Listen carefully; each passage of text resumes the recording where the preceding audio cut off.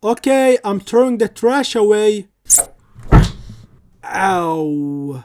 So I have lived in the Arctic Circle for several years, and if you don't know where that is, just open a map, look at the map, go to the top, keep going until you regret it, and boom, that's where I used to live. The Arctic Circle has some of the harshest and most difficult weather in the whole world. This is how it would often look like. Yeah, I can't say it was very exciting. Oh, so what does everyone know about the Arctic?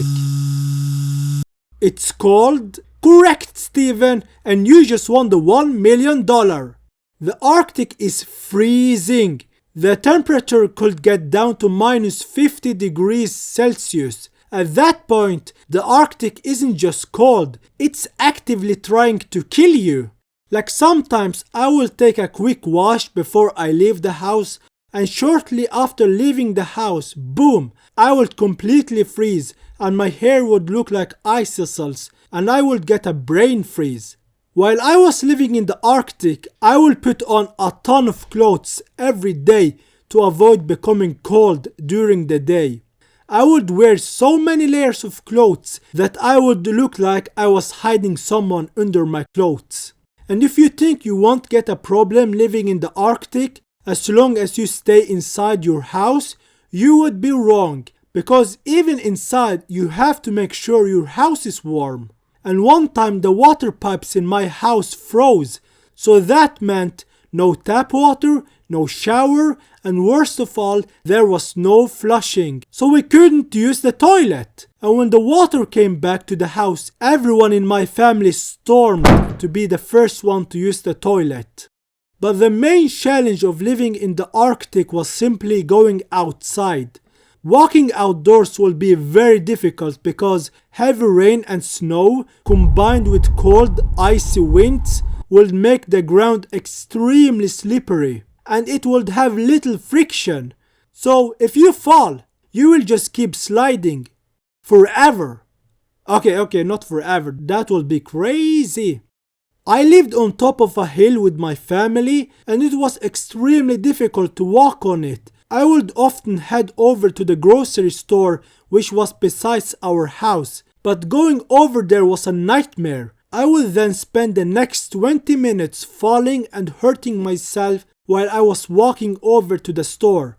And by the time I reached the store, I would look like I just got out of a street fight.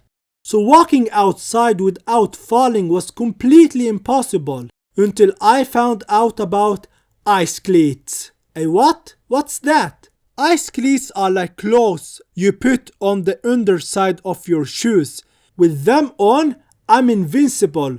I can easily move on ice without any problem. I don't know who made it up, but whomever that person was, they are amazing. They saved millions of people's lives. So yeah, with ice cleats on, nothing on the ground can stop me. Oh yeah, there is still a challenge, the sun.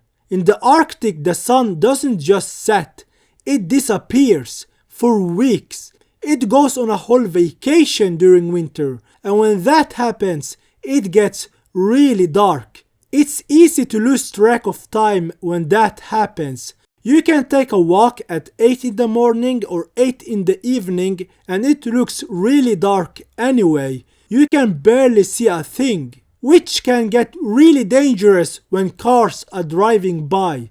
Well, we do have street lights which are very helpful until they stop working. Plus, they don't exist in every street.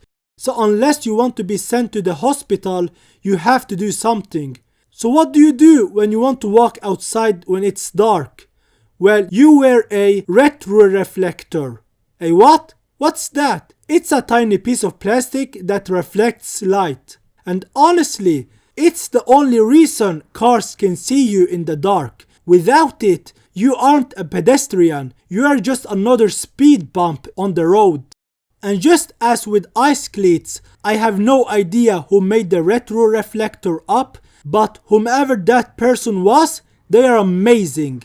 The lack of sun appearing isn't just bad because it makes everything dark and everything becomes 10 times more dangerous, but also because it's very unhealthy. The sun is the main source for vitamin D, and with the lack of vitamin D, your body will enter its zombie mode. You will get weak, tired and sad. So I had to take vitamin D tablets when there was little to no sun. My teacher told me an important rule for vitamin D pills. If the month has an R in its name, you take a pill.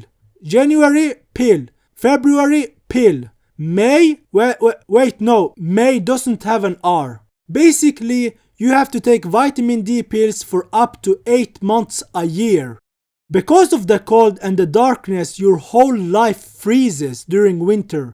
Because even if you want to go out to visit your friend or to work out or just getting refreshed, you are probably going to freeze while walking in the street. So many people do much less activities during the winter, which can get quite lonely and boring. I'm more of an introvert myself, but even for me, it gets easily boring when the number of my activities gets limited. I often end up staying inside, staring out the window, hoping to see anything move. And then one day it actually happened. I was sitting there, very bored, when I saw movement in the yard. I couldn't believe my eyes. Is it a bird? Is it an airplane? Nope, it was a reindeer just standing there in our garden, looking totally unbothered with the minus 25 degrees. That was really awesome. Oh, maybe it was Rudolph paying us a visit. Aww. But yeah, my life in the Arctic was really challenging. I would completely freeze, I would slip on the ice almost every day. It gets really dark and you can't see a thing, and it can be very unhealthy. But you know what? There is a reason people live here. The Aurora Borealis, aka the Northern Lights. Those lights are just beautiful, and just getting to look at them is just amazing. They look completely magical, and I never got bored from looking on them whenever I could. Now granted, they usually come in one color, which is green, but they can actually come in different colors like purple, blue, red, and one time I saw the pink and green lights at the same time, and it was just beautiful. And living in the Arctic taught me how resilient people can be, whether it's thriving or having fun despite the difficult way of life, or even inventing tools to help you out like the ice cleats and the retroreflector. It's really amazing. So in the end, how much would I rate my experience of having lived years in the Arctic? I will give it a 1 star. Okay, real talk. Despite the frostbite and the near-death experiences, the Arctic was actually kind of beautiful. I would recommend visiting it if it sounded exciting to you.